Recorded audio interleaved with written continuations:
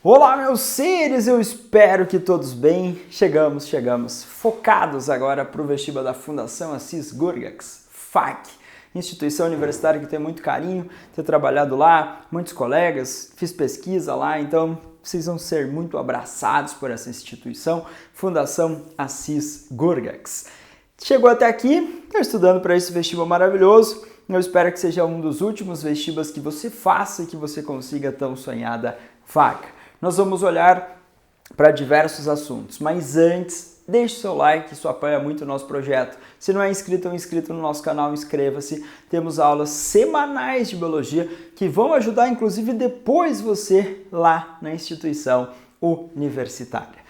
Passando por vários assuntos, eu comecei aqui com o metabolismo energético, uma tal de respiração celular aeróbica. Você vai ver utilização de oxigênio. Então, antes da seta, reagente, glicose, oxigênio. E aí, gás carbônico, água, 30 a 38 ATPs. O ATP é um nucleotídeo. O ATP é sinônimo de energia nas células. Temos 3 etapas para a respiração celular aeróbica. A primeira é a glicólise, que ocorre fora da mitocôndria, ocorre no citosol/citoplasma. Depois, nós vamos produzir o piruvato, transportado para dentro da matriz mitocondrial, oxidação do piruvato, formação do acetil-CoA, e aí o acetil-CoA reage com o ácido oxalacético, formando ácido cítrico. Então, ciclo de Krebs ou ciclo do ácido cítrico. Aí, na matriz mitocondrial, nesse espaço interno.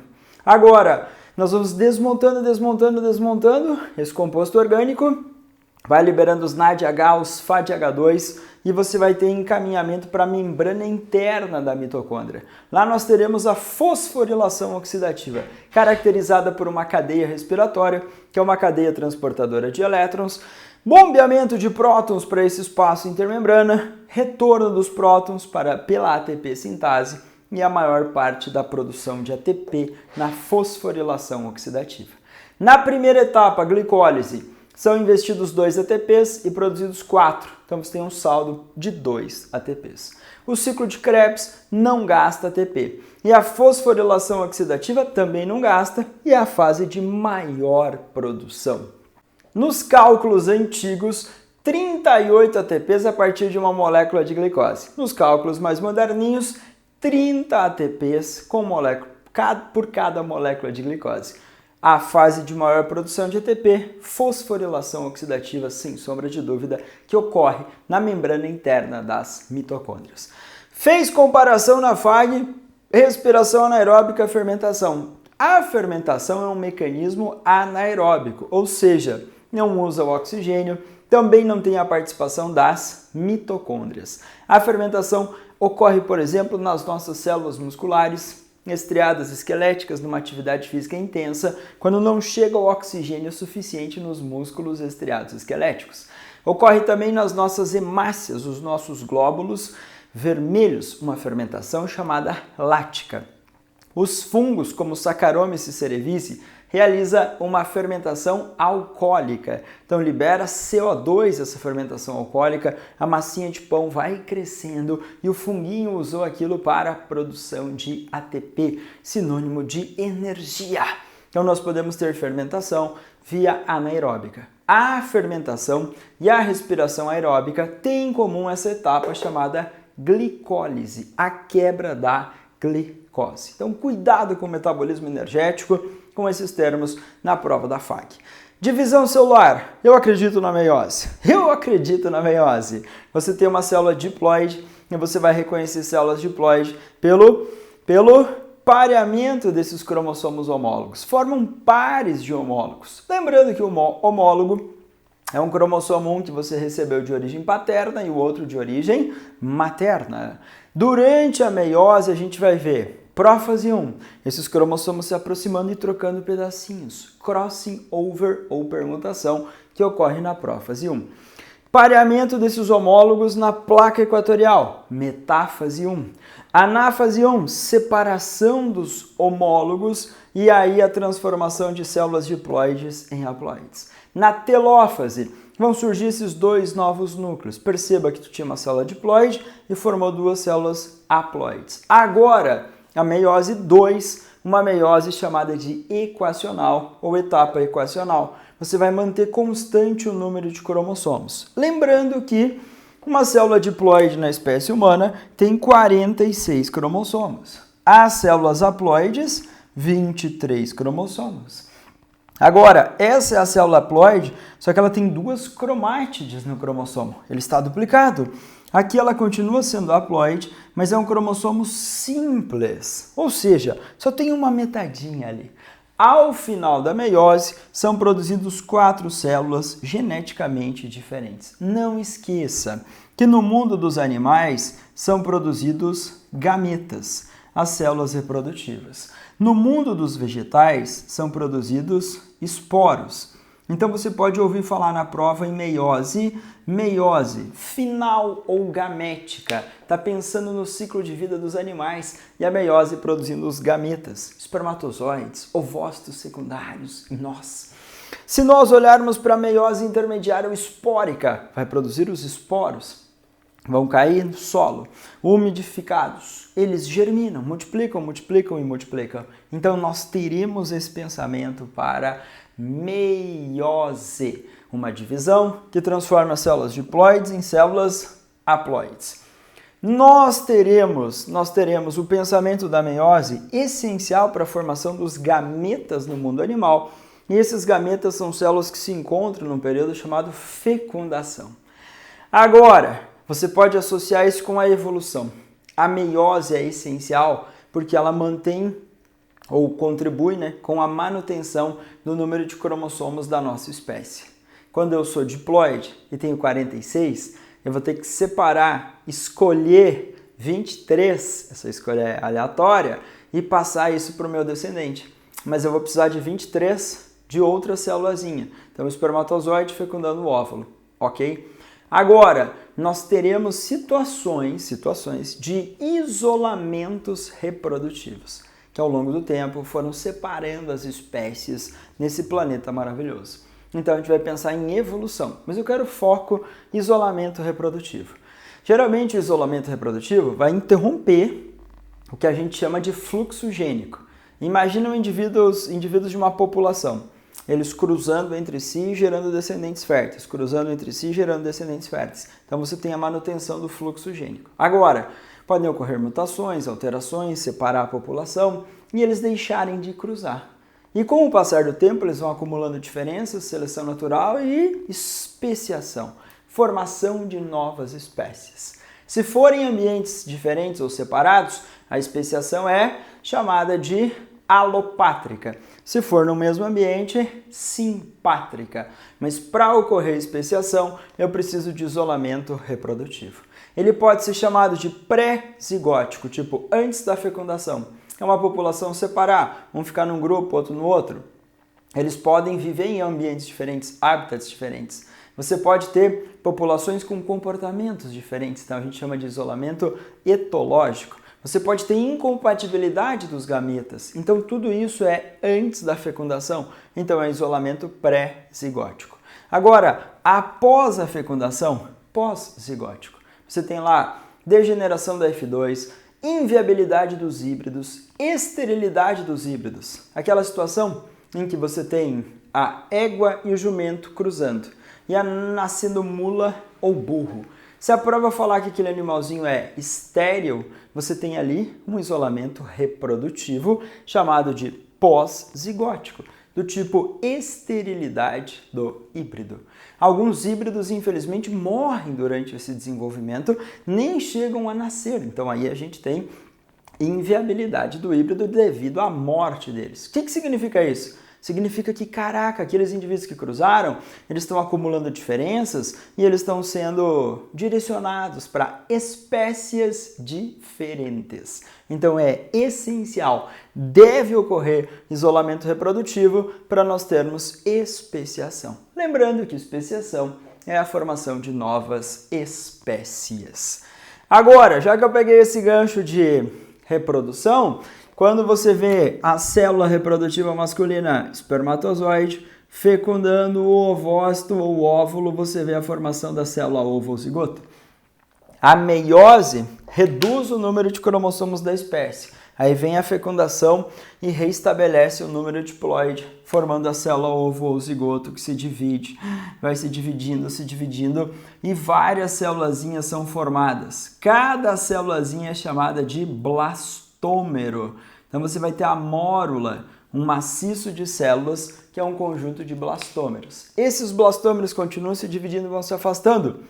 Formam a blástula, uma bolinha oca, que tem o embrioblasto, trofoblasto, blastocele. Depois, continua a divisão, as células vão se diferenciando na formação da gástrula.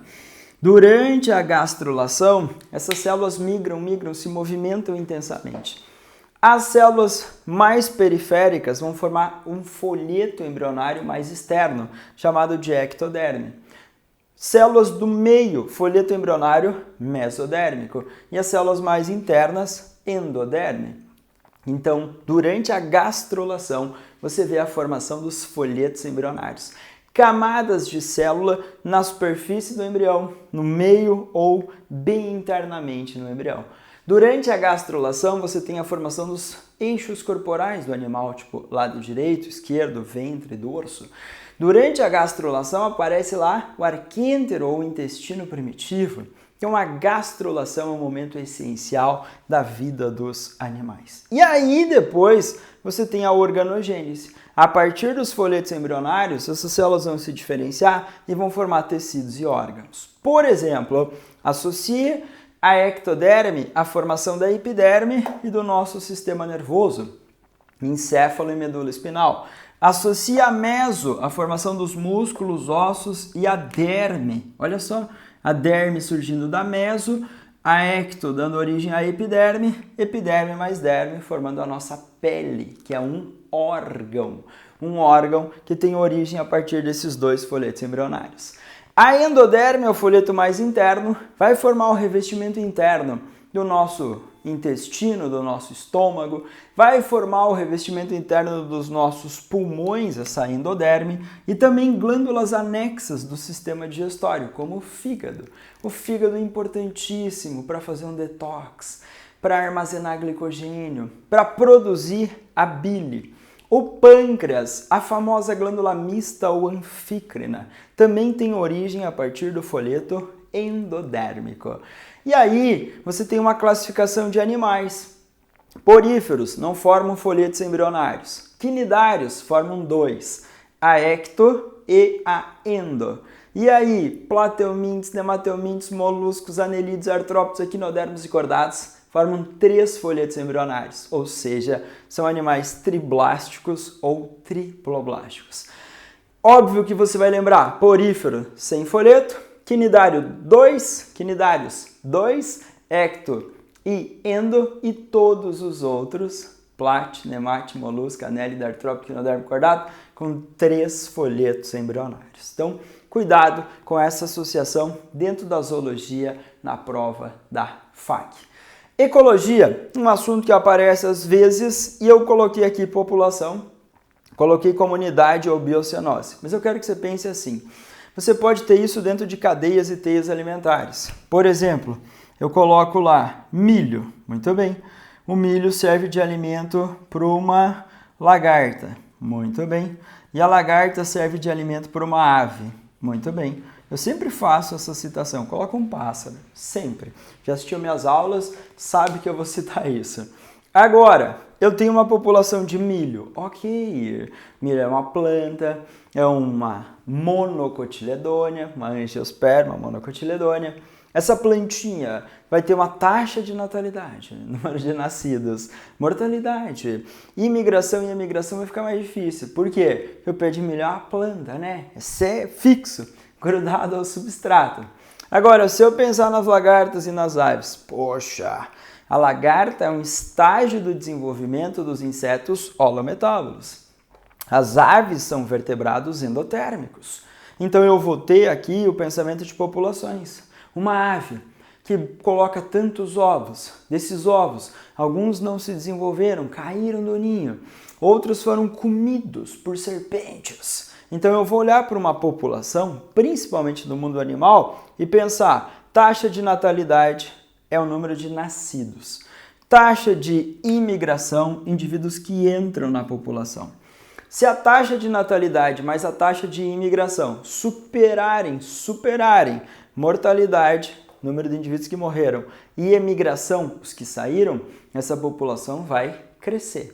Então, natalidade, número de nascidos num período de tempo. Mortalidade, mortos num período de tempo. Imigração, indivíduos que entram na população. Emigração, indivíduos que saem da população. Pensando nessas taxas, a gente pode pensar em densidade populacional, que é o número de indivíduos por área ou volume. Então, se eu pensar só numa espécie, conjunto de indivíduos de uma mesma espécie, numa mesma área geográfica, isso é uma população. Agora, você tem várias espécies aqui interagindo no ambiente, então tu tem uma comunidade ou biocenose, quando você tem várias espécies ali mantendo essa relação, essa interação. Esse produtor aqui é autótrofo, lagarta herbívora se alimentando do vegetal, ave se alimentando da lagarta é um indivíduo carnívoro, então organiza-se, apareceu uma cadeia e teia alimentar em relação a isso. Dentro da ecologia, a FAG às vezes faz cobrança de conceitos. Então, população, número de população, conjunto de indivíduos de uma mesma espécie, numa mesma região geográfica. Biocenose ou comunidade, quando você tem indivíduos de diferentes espécies ou diferentes populações ali, espécies diferentes, interagindo. Se eu pensar na interação dos seres vivos com o meio físico, numa interação, eu tenho um ecossistema. Então, lembra daqueles níveis de organização para você brilhar e organizar a questãozinha na Fundação Assis Gurgax. Agora, genética. Eu coloquei aqui um cruzamento bem clássico em genética, que é você analisar duas características. Por exemplo, a cor da ervilha. Cruzei amarelo com verde, nasceu 100% amarelo. Então, poxa, amarelo é dominante. Ervilhas lisas cruzadas com rugosas, nasceram 100% lisas. Lisa é dominante. Então, uma ervilha amarela lisa, dihíbrida. Qual que é o genótipo? Azão, azinho, bezão, bezinho. Cruzada com outra dihíbrida, azão, azinho, bezão, bezinho. Sempre que você pensar em genética, você tem que pensar em gametas, que são as células reprodutivas. Então, se for um indivíduo azão, azinho, bezão, bezinho, ele vai produzir 4 tipos de gametas. Eu estou pensando aqui em segregação independente. Eu estou pensando que você tem um par de cromossomo aqui, e aqui está o azão, e aqui está o azinho. Ele está ocupando um locus, que é um lugar. Agora, tem um outro par de cromossomo aqui, o bezão, e aqui o bezinho. Isso vai representar a segregação independente. Você está analisando duas características, cada uma é determinada por um par de genes.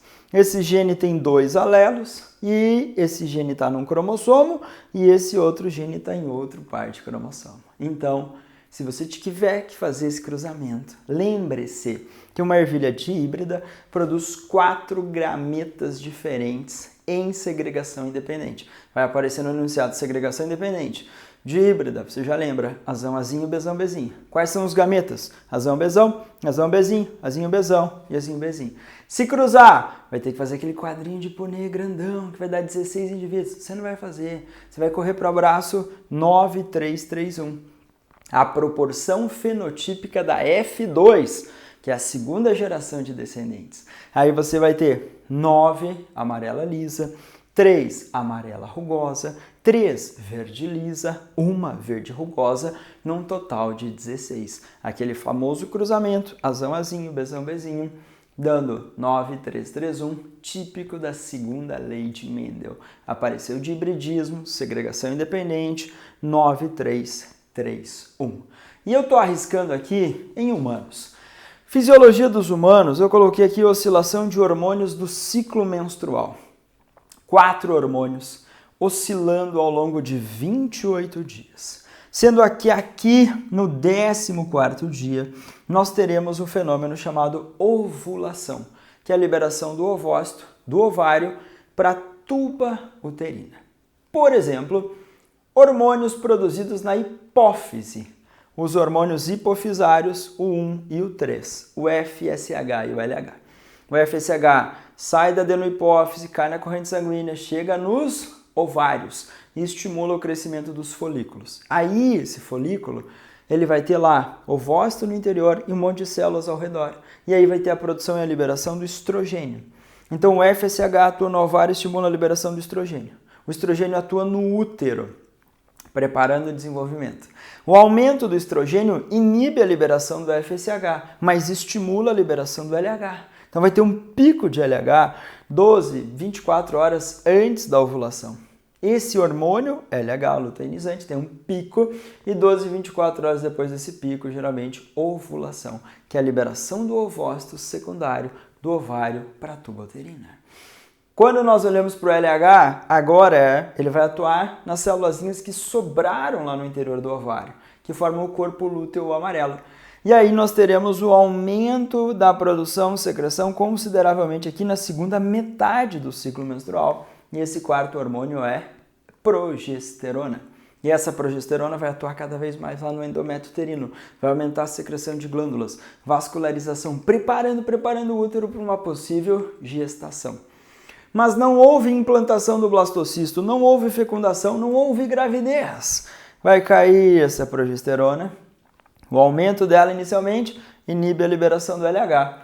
Menos LH, menos corpo lúteo, cai a progesterona, o estrogênio também, e aí descama o endométrio uterino, menstruação, e esse ciclo se repete. Então tu tem a oscilação de 4 hormônios, FSH e LH, produzidos e liberados pela hipófise. Lembra assim, hipófise, hormônio FSH e LH vai atuar nos ovários, do ovário sai estrogênio e progesterona, que irão atuar no útero. Isso pode aparecer na prova da Fundação Assis Gurgax. Então, eu fiz aí uma passagem por diferentes áreas, fisiologia humana, genética, ecologia, embriologia, isolamentos. Eu espero que isso esteja na sua prova, que você lembre e que seja a última prova de vestibular que você faça na sua vida e que você consiga a tão sonhada vaga. Estou na torcida por todos vocês. Se não são inscritos ou inscritas ainda no nosso canal, inscreva-se, aulas semanais de biologia para ajudar depois você lá na instituição universitária. Um abração do sócio, bons estudos e excelente prova da FAG para todos vocês.